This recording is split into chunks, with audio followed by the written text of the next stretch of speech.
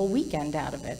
So we've decided to take our RV out, and we're here at the KOA just down the street through tomorrow. Actually, we've been here since Friday, so feeling relaxed and rejuvenated, and felt really weird putting on, shoes that had any sort of heel on them today. It's like, oh, I'm at a campground. This feels weird. But being out at the campground reminded me of this time many years ago. I was sitting in a coffee shop, and I overheard a conversation of two women next to me. Now, some people would call this eavesdropping, but since we're in church, we're going to call it overhearing. A divine conversation that I was meant to hear in order to share it with you today. So these two older women were having a conversation, and one was telling her friend of her husband's lifelong dream to own an RV. She was telling her friend he would always talk about all these places we were going to go, what we were going to do, how much fun it would be. And he would always end this series of imaginings with, when I retire. So this dream, this calling, this longing kept getting put off, kept getting put off, kept getting put off. But he kept holding the vision, right? When I retire, we're going to do this, we're going to do this. Well, I heard her share to her friend, when he retired, he got sick. And he ended up passing away before they got the RV. And it made me wonder when I left that day, how many of us walk around with unfulfilled dreams? How many of us have this dream that keeps bubbling up, and maybe we keep imagining it, maybe we keep saying, okay, yeah, that would be fun, that would be fun. So we're enacting like one part of the process, but we don't take the next step, we don't take the action to make that dream become a reality. And so it stays a dream. It stays in this place of infinite potential waiting to be acted out in our lives. But until we take that step towards it, it doesn't become a reality in our lives. We don't see it. So today we're going to talk about, what are those dreams? Where are they showing up in your life? How do you know when it's this deep longing, this dream of your heart, versus maybe a dream for some ice cream because it's a really hot day, right? How do we know that difference? Maybe it's the same thing. Maybe it's one and the same, right? Maybe. Right, so how do we know the difference? And then what do we do? What's that turning point towards taking that step? How do we move from just a thought to an action?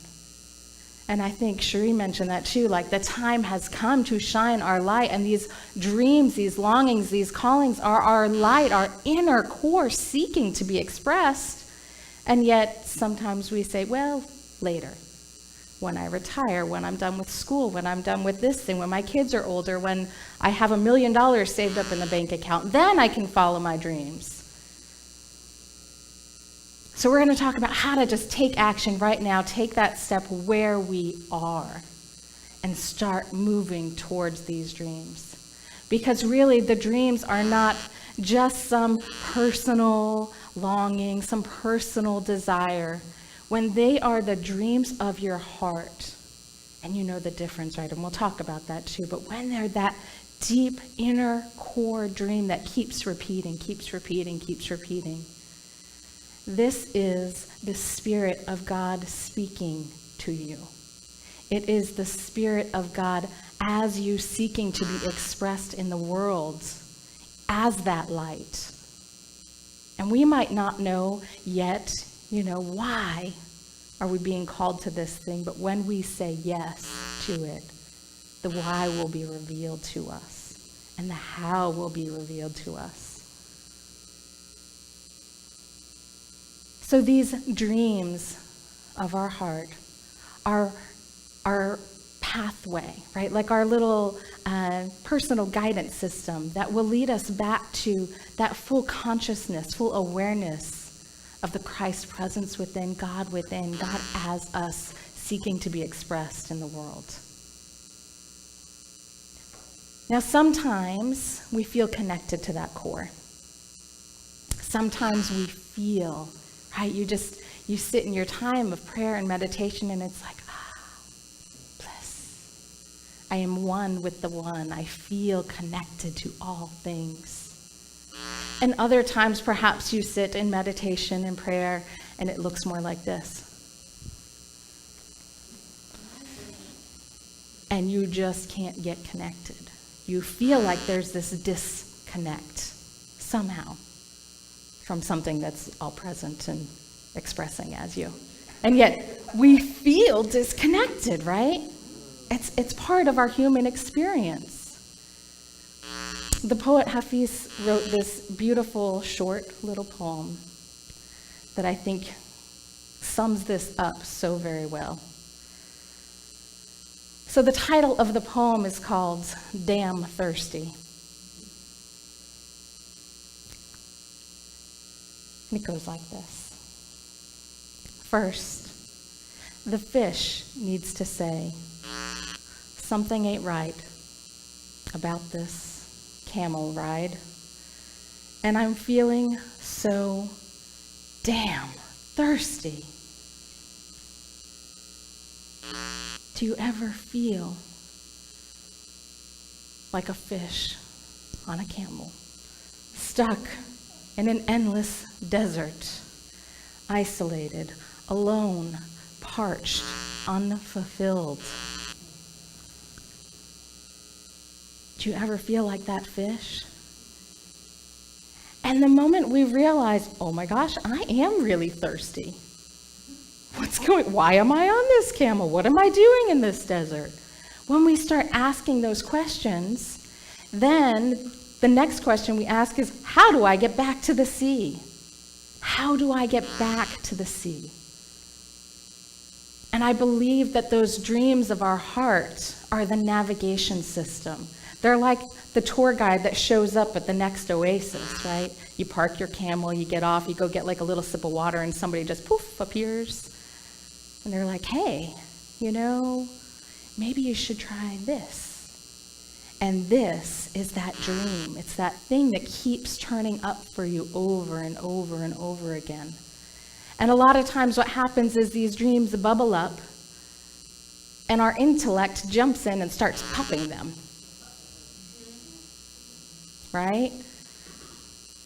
Bubble of a dream of, traveling to Europe, and all of a sudden, too expensive, pop. Another dream going back to school, I'm too old, pop. So before the dreams have this chance to even become fulfilled, we start popping them. Pop, pop, pop, pop, pop, pop, pop. Whatever they were. You know them, right?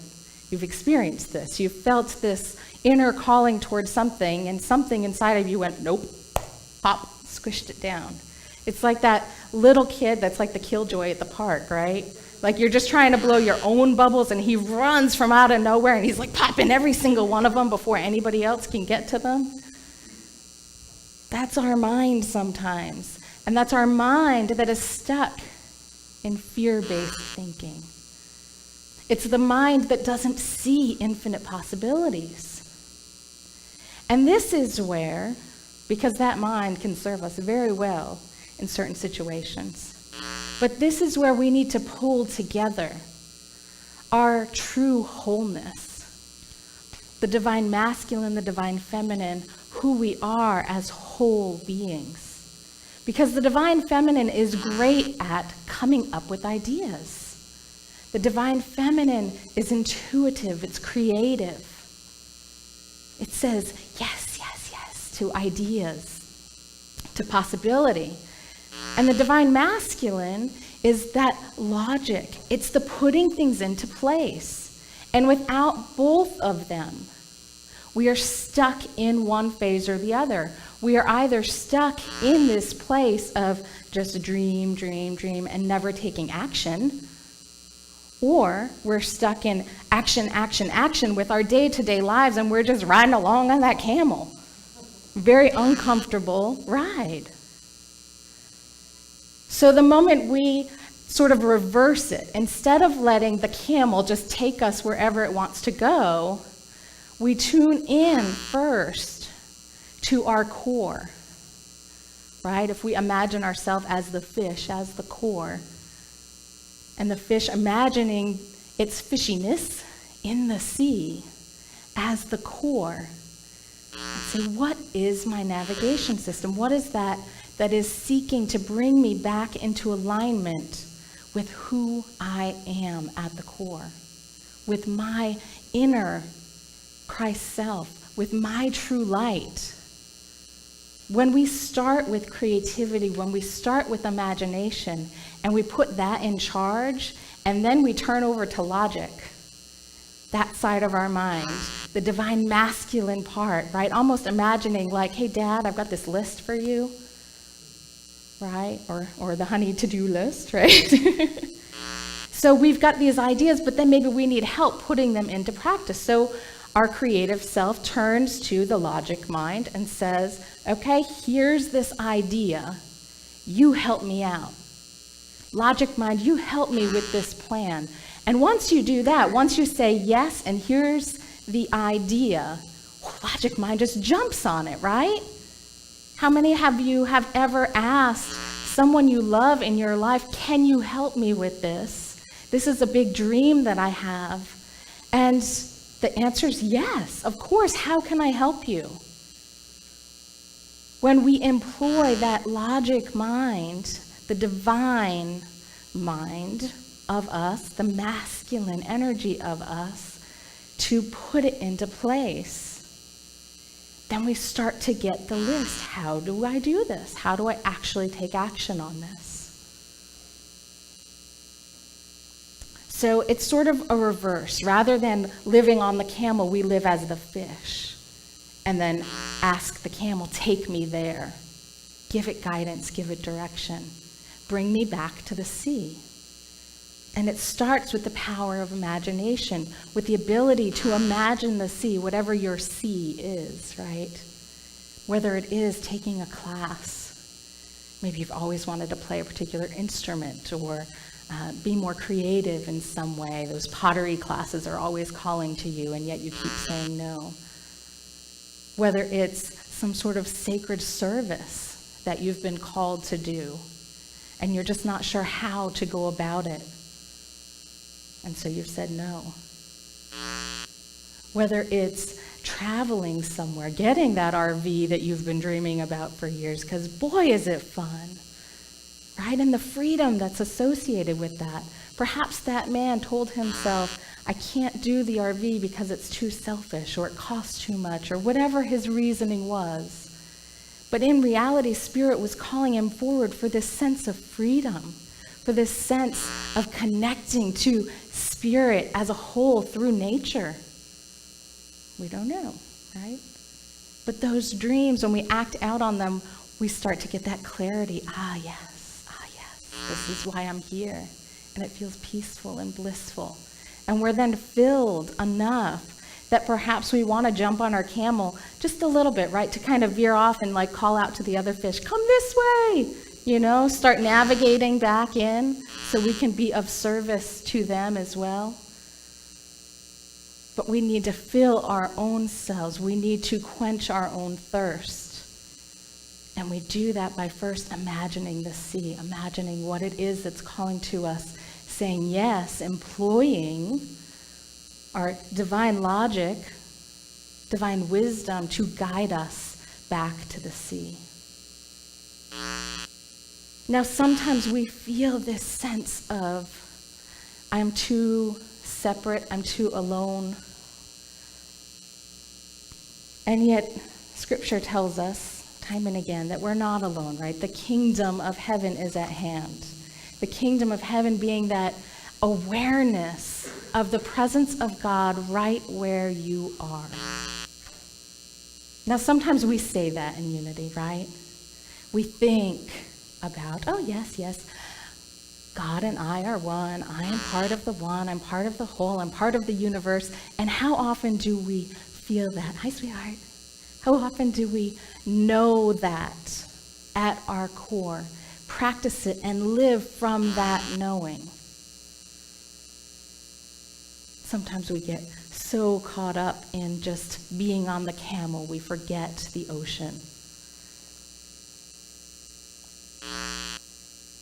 So this is from Acts 17, starting at 27. Actually, I'm going to jump to 28 first. For in him we live and move and have our own being. In him we live and move and have our own being. In divine Mother, Father, God, right? In him being a word that we just use. Makes it easier, makes it a little shorter. Golly gee, they had to put a lot of words in this thing. So when you hear a word that doesn't resonate with you, change it to what resonates with your heart. If it says him and you want to say her, go ahead. If it says him and you want to say universe, go ahead. But when we can claim that as being part of that divine masculine, it's representing a part of the whole. It's not so bad, right? We can say him, her. It's part of the whole. So right now, if we think of that him as the logic mind, as the organized mind, not that women can't be organized, right? We all have both. But that take action, right? This fatherly love, this energy of creation. So I'm going to back it up a little bit, because that's a great little piece and we want to hold on to that. In him we live and move and have our being. Let's back up a little bit more. The God who made the world and everything in it is the Lord of heaven and earth, and does not live in temples built by hands. So we don't need to take our camel and say, dear camel, please take me to church. Dear camel, please take me to this sacred holy site, and then I can get filled. God is the creator of heaven and earth in all that is, not in one place, not in a building, in all that is. And he is not served by human hands as if he needed anything, because he himself gives all men and women life and breath and everything else. So the wellspring from our heart is not to serve God. Do you get that? We do not have a sacred calling because God needs or lacks anything. We have a sacred calling because it is the very expression of God as us seeking to have fun in this world in a particular way, seeking to express in this world and part of the whole in a way that serves the whole. Not something outside of us, not something outside of this room. It serves the whole. From one man he made every nation of men that they should inhabit the whole earth, and he determined the time set for them and the exact places where they should live. God did this so all men and women would seek him and perhaps search for him. Reach out for him and find him, though he is not far from each one of us. For in him we live and move and have our being. As some of your own poets have said, we are his offspring.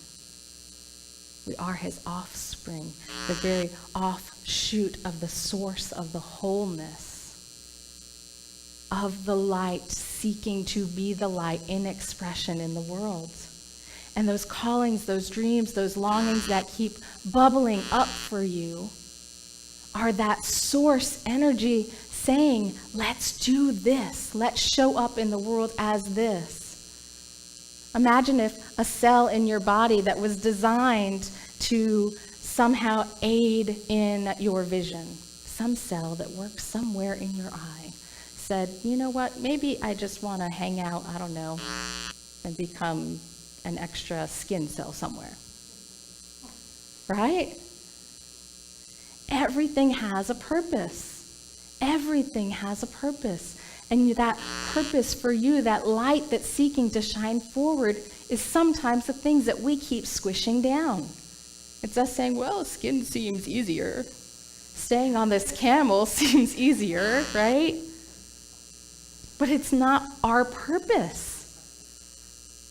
So the first step is we need to realize we're on the camel in the desert as very, very thirsty fish. And the moment we realize that, we can start to turn around. Whoa, Nelly, turn it. Veer off to the side. What is that dream? What keeps coming up for you? And the moment you say, well, how do I do this? What is that dream even for me? Remember, in him we live and breathe and have our being. So the answer to whatever it is that we think we need is right here. We just need to get quiet enough with ourselves to hear the calling, to hear what keeps showing up, and then to ask, what is my next step? What is the next step? So it's one single thing. When you say, yes, okay, here is the calling. What is the one next step? And you keep turning in and you keep asking, you will be given that step. Sometimes it will show up one day for you like in 3 different places. You'll hear it on a song. I don't know, maybe you really want to be in a country band or something, right? And so you turn on the radio and there's some song playing about, I'm in a country band. I don't know. Can't sing. Stephanie, get up. Sing this country song. Right, so you hear it there. And then you're out for coffee with a friend and your friend's like, hey, how's your country music singing going? So it's it gets brought up again for you. And then you're on the phone with your dad later and he's like, I know you've always loved singing, and if you want, I'd be happy to cover cost of a vocal coach for you, right? It's things just start lining up the moment you say yes and you say, what is the one step I need to take? What direction do I need to point these camels' hooves in? You say yes to one thing and it starts showing up. The answers start showing up for you that leads you back to the sea.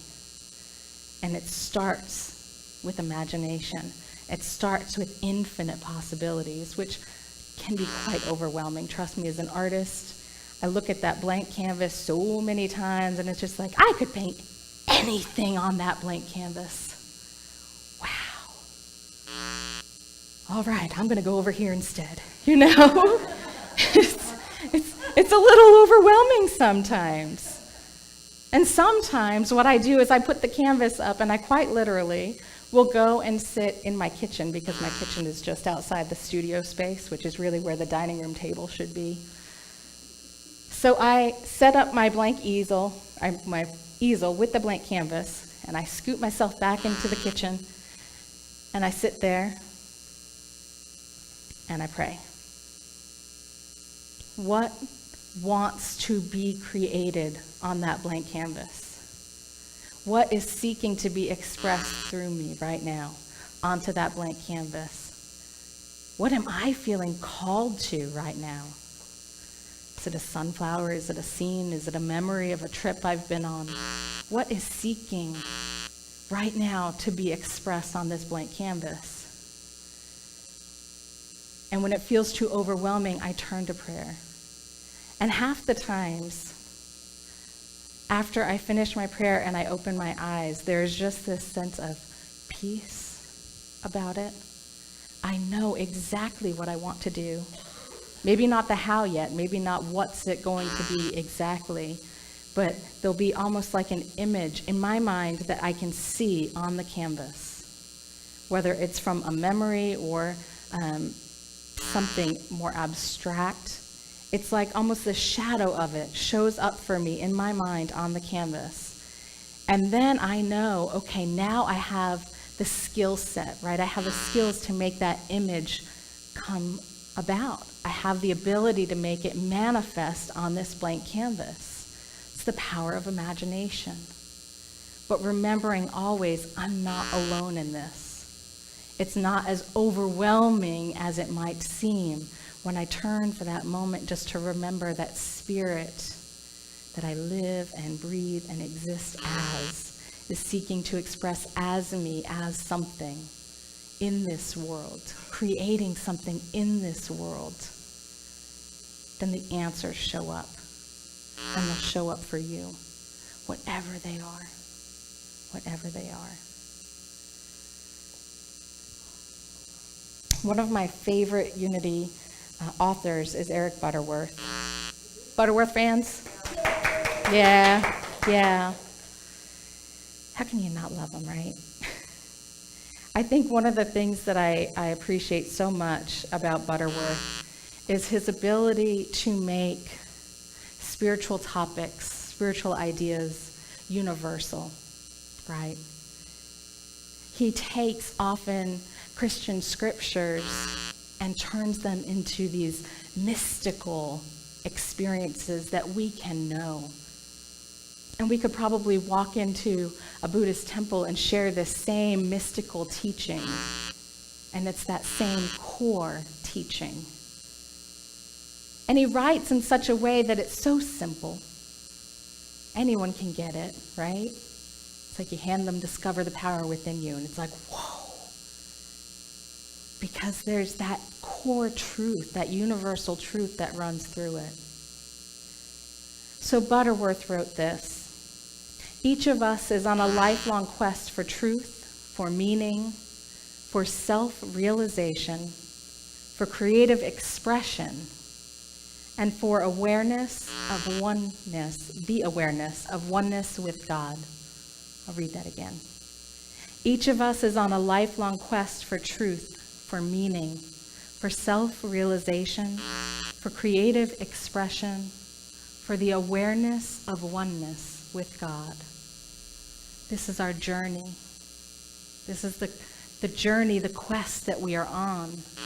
And perhaps we've chosen a camel or an elephant or a wild tiger as our companion on this journey. And they take us to these crazy far off places when our work mind, our family mind, our busy, gotta do this mind starts taking us off on these tangents in different places. And yet the quest keeps calling us back to this same place, to the core, to the center, to the place where we are right now, this moment, over and over and over again. How do I be the light that I was put here on this earth to be? How do I express this light? And the answer is always by remembering the awareness of oneness with God. And those dreams of your heart that keep showing up, keep bubbling up, those are the key. Pay attention to the dreams, because those are the navigation that will lead you to the truth of your being, right here, right now, as the light that you are. And so it is. Thank you.